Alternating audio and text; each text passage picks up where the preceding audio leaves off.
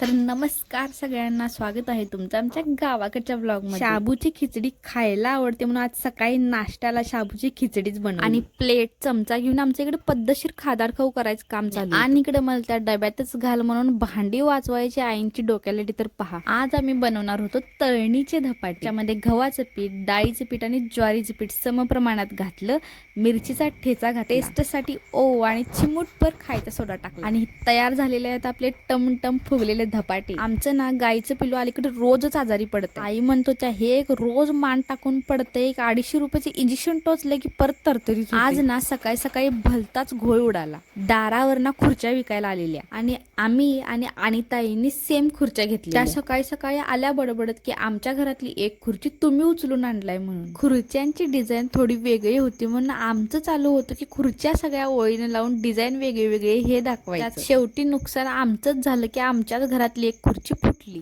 सकाळी सकाळी 500 रुपयाच्या खुर्चीचं नुकसान झालं म्हणून वाईट तर खूप वाटलं, पण घरी येऊन चला दुसऱ्या कामाला। पाणी अजून पात्रातनं वर सुद्धा आलेलं नाही तोपर्यंत आमची नदीतली मोटर घरात आलेली आहे, कारण आमचे बाबा प्रत्येक कामाची एवढी गडबड करतात ना की गावात सगळ्यात पहिला ते काम आमच्या घरात येऊन बसली। आणि तुम्हाला दिसली काय बैल कुठल्या त्या दिवशी बेंद्राला पळवत होती ना, तीच बैल आहेत बघा। ओझ वाहून न्यायला असली बैलगाडी तर आपल्या गावातच बघायला भेटते। धपाटे करा किंवा कोणताही पदार्थ करा, घरात भाकरी ही केलीच पाहिजे। गरमागरम भाकरी बनवल्या आणि दुपारी सगळेजण जेवल्यानंतर थोडा वेळ झोपलेलो। त्यावेळेस ना आम्ही जे धुणं वाळत घालतो ती तांब्याची तार ना कोणीतरी येऊन तोडली। आम्ही सगळे शोध लावत होतो की असं कोण तार तोडली असेल। बाबा आले, कोणतं तोडू दे घे म्हणून ती तार बाबांनी आम्हाला परत जोडून दिली।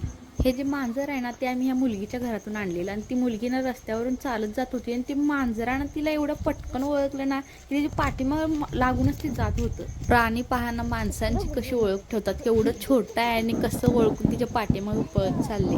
तर चला आजसाठी एवढंच, भेटूया पुढच्या व्हिडिओमध्ये, तोपर्यंत धन्यवाद।